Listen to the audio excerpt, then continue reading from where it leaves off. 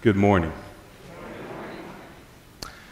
There was a college student who he and his buddies decided they were going to go see Penn State play Notre Dame.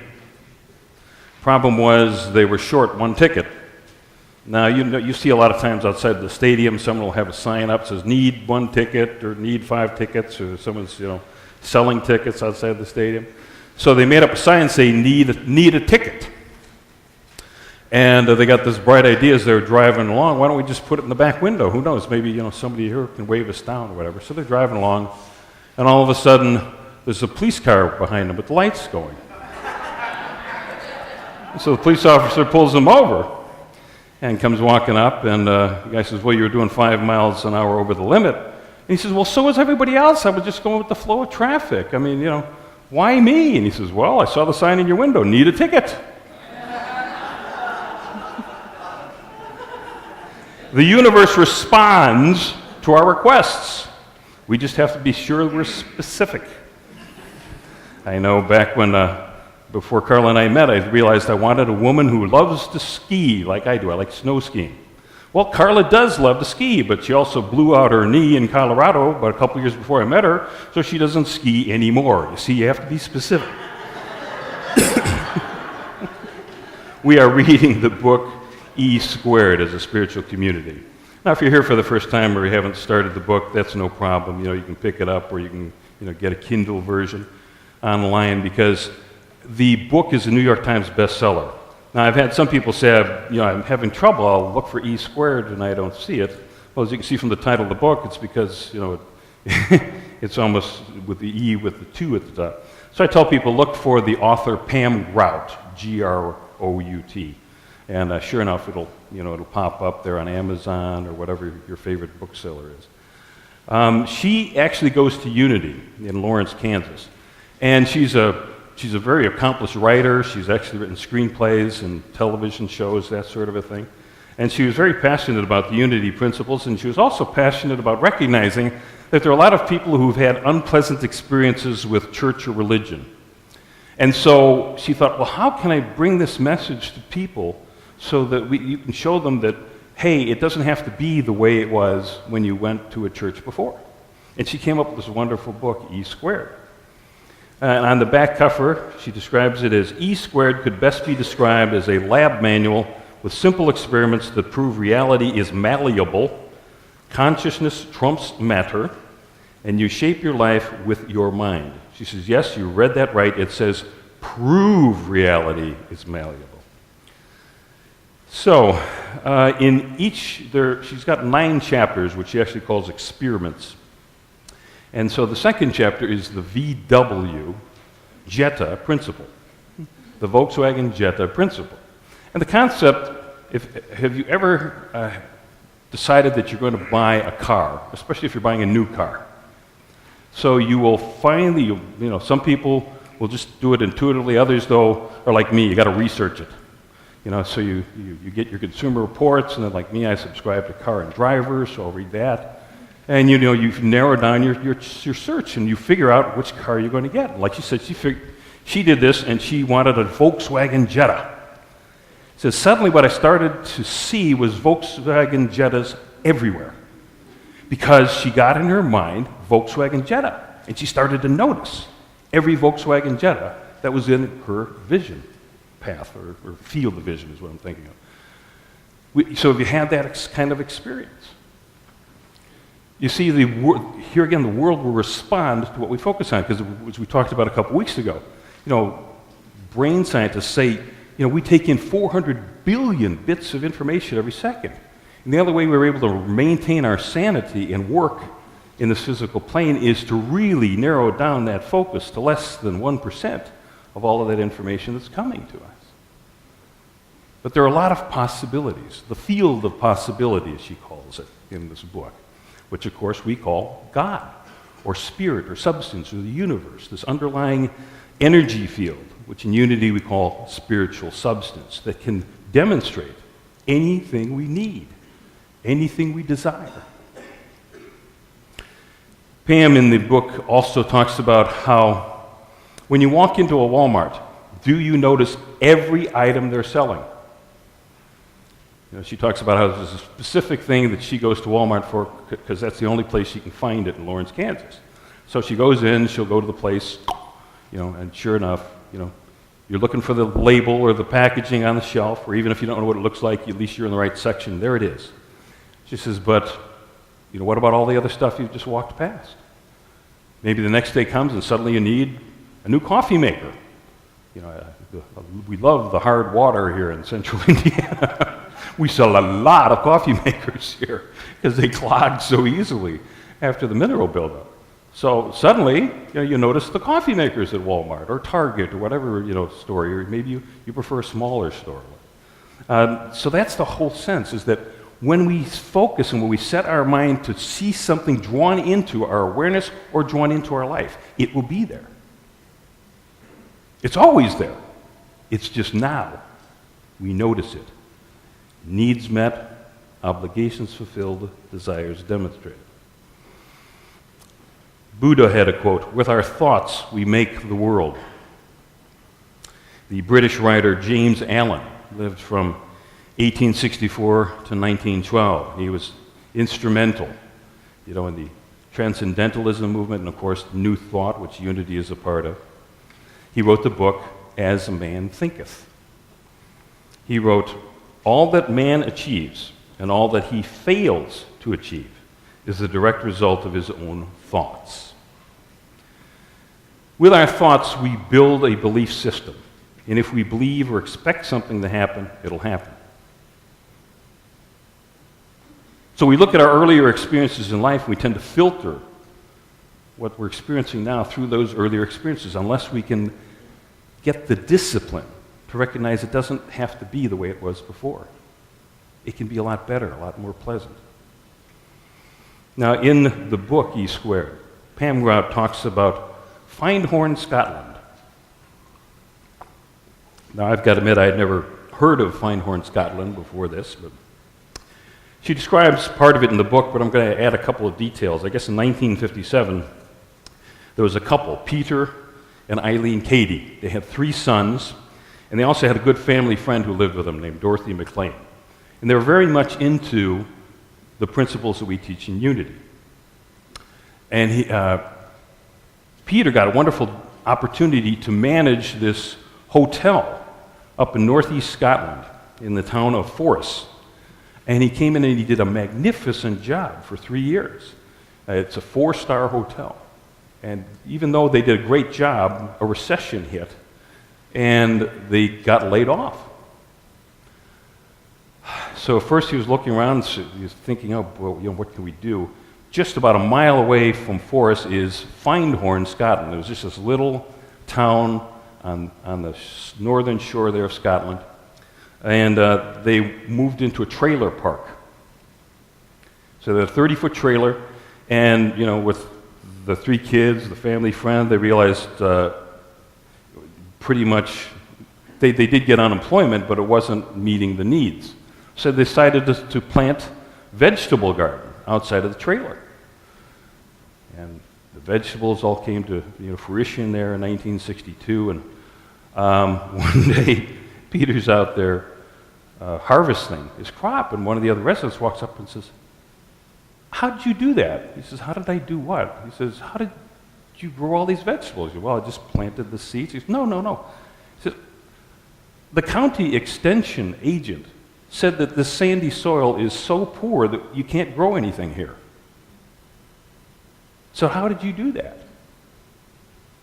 And Peter talked with Eileen, and they realized they just planted the seed and knew that the plants would grow.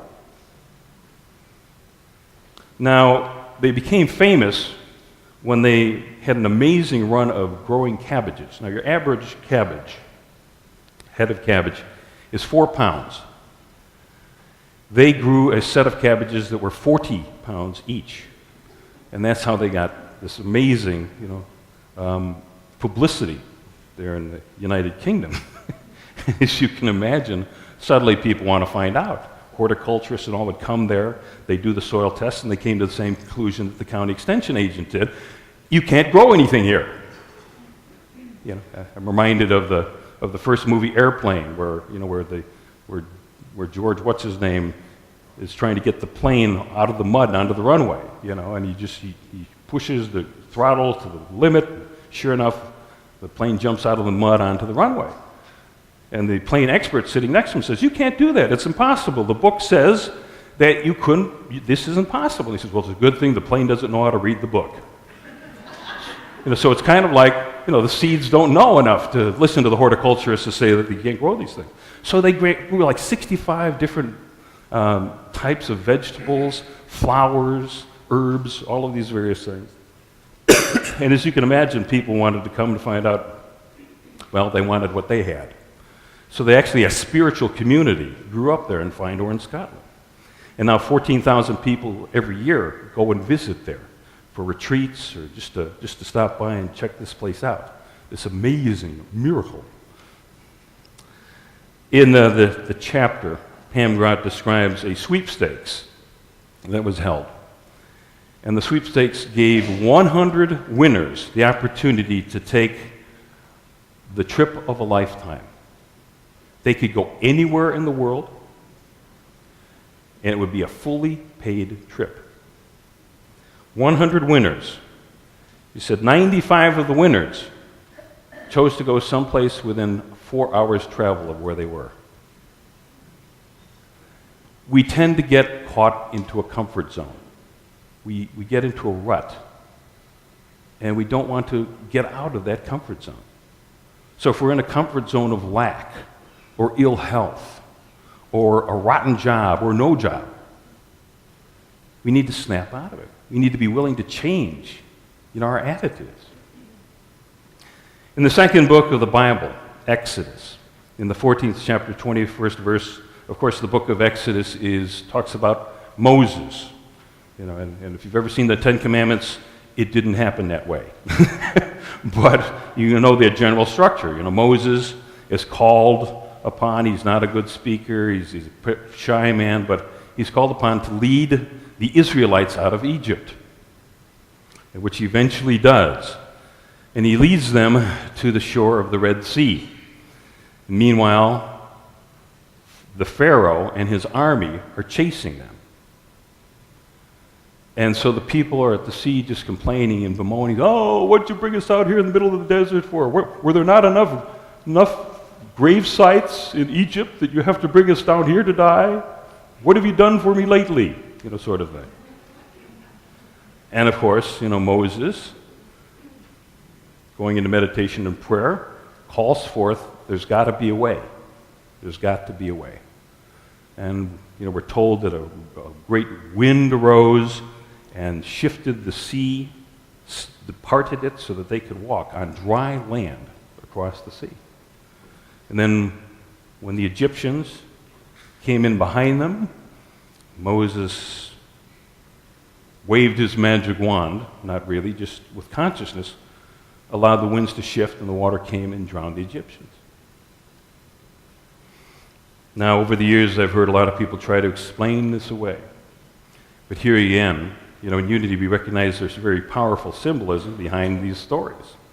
Egypt is that place where we are all caught up in materiality. We're caught up in the outer appearances.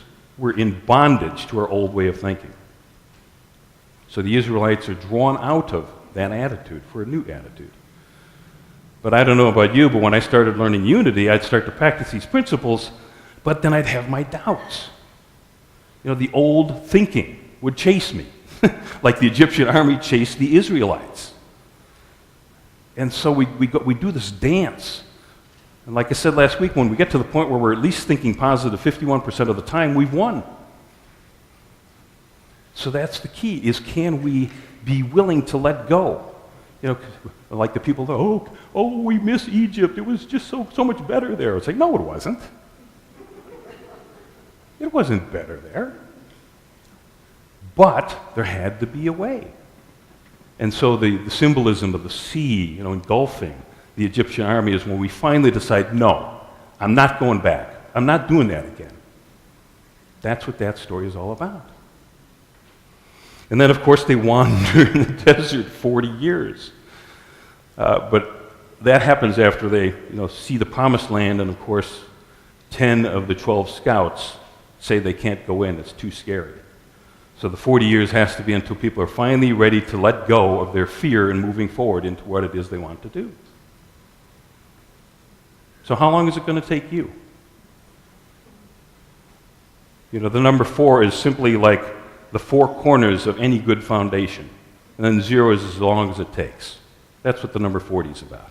That's why it pops up so often in the Bible. It's like, hey, as long as it takes for you to get to this point where you can get rid of those old ways of thinking, those old beliefs, and embrace what it is you want to do with your life. What do you love to do? What is your passion?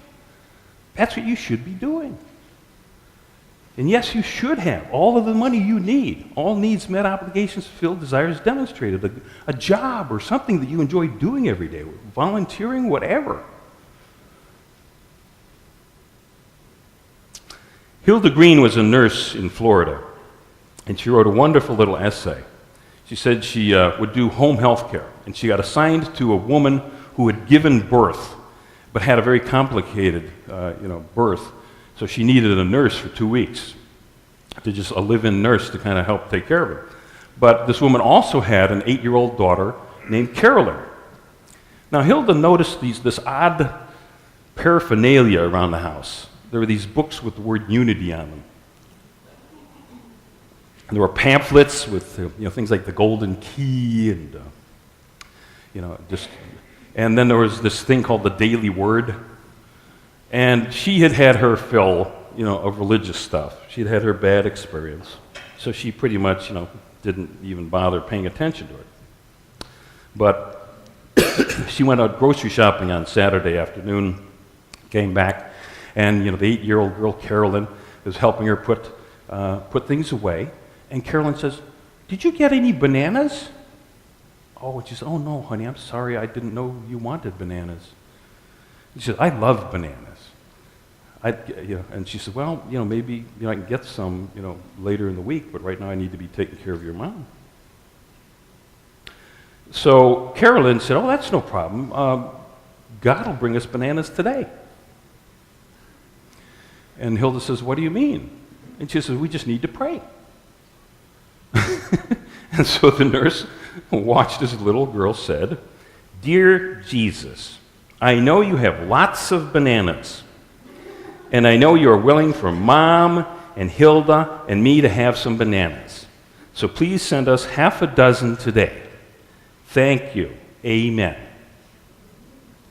And the nurse is kind of like, "Oh, God, I've never heard a prayer like that. Bananas? That's what you're praying for?" But, she kind of held her tongue, and then dinner time rolled around, and they ate, and Caroline was saying, "Have the bananas come yet?" And Hilda's like, no, the bananas haven't come yet. And Hilda starts to think about, how am I going to ease the pain that she's going to have by not getting bananas today? And Caroline then says, "When does today end?" And the nurse says, "Well, I guess at bedtime." She goes, no, isn't it like till midnight, or something? And so she, "Oh yeah, you're right, midnight is the start of the new day." So at bedtime, about 10 o'clock, the bananas hadn't come, and the nurse kind of tucked Caroline in, and Caroline says, "Will you wake me when the bananas come? I really would like a banana." So the nurse, kind of started to relax and kind of wind down a bit, so that she could hit the sack and get a good night's sleep. And all of a sudden she hears a knock at the door. Now this is in rural Florida. It's a good 4 miles away from town. But, she goes, turns on the porch light, and sees a nicely dressed man there, and so she opens the door and says, "Can I help you?" And the man introduced himself. He was the Unity minister, the church that the mother went to. And he said, "I just had this feeling to stop by and check and make sure that everything was okay." And the nurse said, "Yeah, everything's okay. Well, how's she doing? Is she, recovering?" "Yeah, sure, she's doing fine." He said, "Well, I'm glad to hear that. I just had the feeling I needed to stop by." He says, "I was at the," and then he pulls out a bag. Says, "They had a sale on bananas at the grocery store today, and I remembered that Caroline loves bananas, so I thought I'd bring you some." And the nurse looked at the clock, and it was 11:53 p.m. And after the shock wore off, she told the minister the story of what had unfolded that day. And he chuckled, and he brought, she brought the minister in, and they went and they woke up Caroline. And Caroline, just, oh, good, the bananas. She ate a banana, and the nurse is just astonished. So the next day, she has a little conversation with Caroline. And Caroline says, Miss Hilda, when you want anything, ask God. God owns everything, and he'll give it to you if you ask.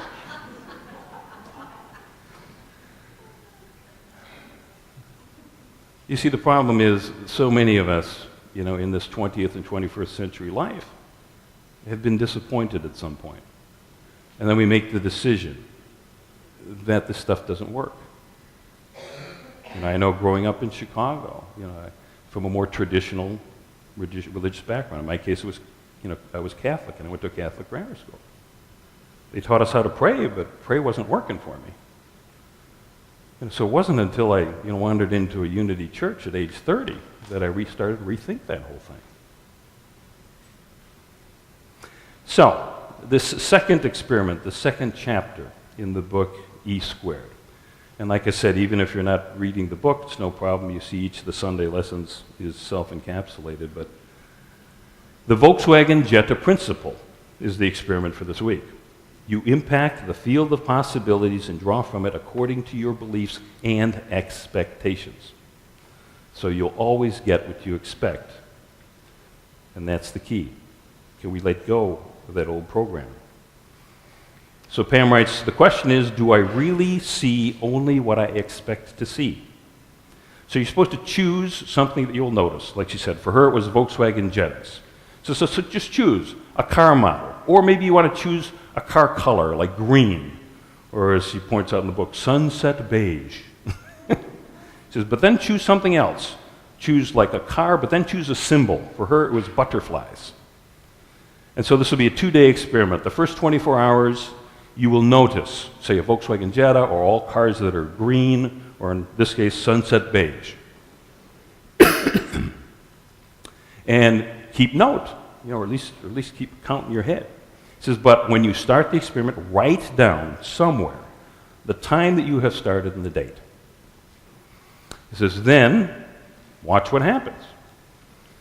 And she says her approach is, there's a world out there, and it reflects what I want to see. This Pam Grout says that it's nothing but my own illusions that keep me from experiencing peace, joy, love, and abundance. So even though I suspect she's weird and probably crazy, today I'm going to go look for sunset beige cars. After 24 hours, I will then go looking for butterflies. And as Pam describes, maybe it wasn't a real butterfly flying, but you'd see a symbol or a cartoon or tattoo of a butterfly. Now, for me, when I first did this kind of experiment, it was presented to me as choose a symbol that God is there and that everything's going to be okay. And what I chose was the winged sun disk, or at least the time I put it, a circle with wings. The symbolism there was chosen by Charles and Myrtle Fillmore, the founders of our movement, as the rising consciousness of a human being. So that's what I chose. And especially when I would have a challenging time or a challenging moment, it would be amazing how I would see a circle with wings. I'd see stained glass. Or I'd notice somebody with an Indianapolis Motor Speedway jacket with the tire with the wings. At one point, Carl and I were driving in Ohio back in the 1990s, and I was just really concerned about something. And then up ahead, there's the Ohio Highway Patrol car sitting in the median strip, just watching cars go by. And what's on the side, or at least it was on the side, of Ohio State Patrol cars was a tire with wings. And I just started noticing it everywhere, and it was just kind of a reminder, a nudge. It's like, what are you concerned about? It is your Father's good pleasure to give you the kingdom. So, your homework for this next 2 days, and perhaps for this week, Choose the symbol, a car and a symbol, and keep track of how many of them you notice. Now, our closing story is a 2-minute video from Steve Hartman of CBS News, from about two guys in New Orleans who decided that rather than look for a sign, they would be the sign.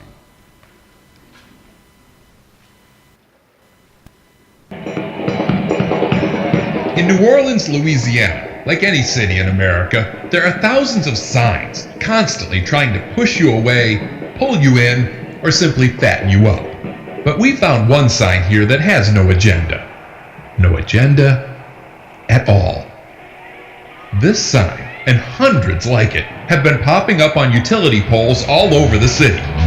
You've probably seen the new signs all over town. More than 350 signs. On the local news, they've been trying to figure out who put them up. Yeah, I would like to know who did it. And why. What does it mean? Some wondered if it was part of an ad campaign or promotion for an upcoming Prince concert.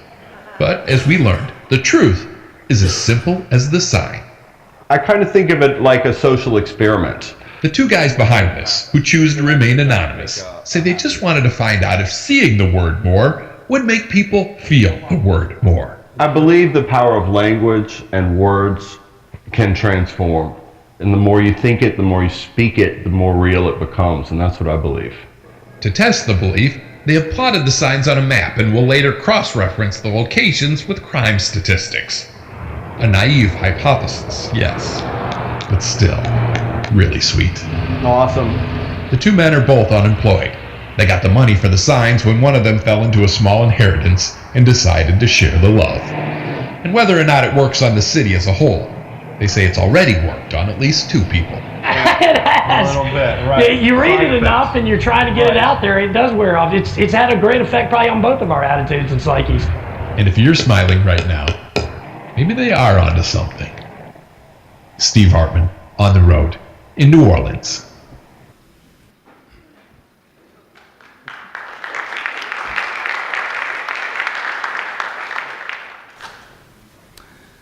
From the Gospel of Luke, 9th chapter, 16th verse. Then Jesus took the 5 loaves and the 2 fish, and looking up to heaven, he blessed them, broke them, and kept giving them to the disciples to set before the 5,000 people. And they all ate, and they all were satisfied. And the broken pieces which they had left over were picked up, 12 baskets full. And may you always be open to God's guidance and grace. It's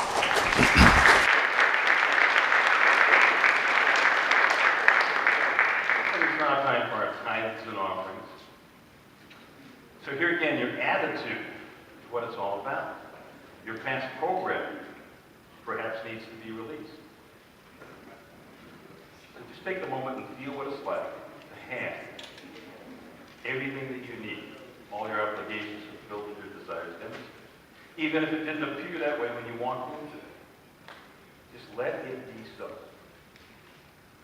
So whatever you're giving today, use the donation tab on the website for your donations. Just hold the amount that you gave there.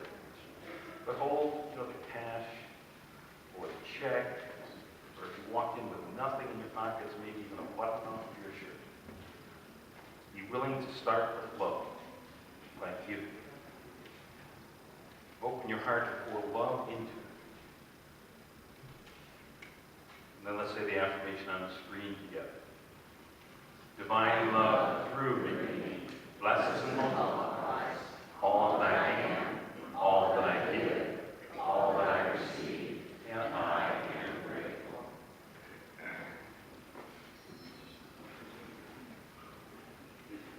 So I started writing this song for one of my sisters who was having a lot of troubles in her life. But as I wrote it, it expanded and became a song for all of us.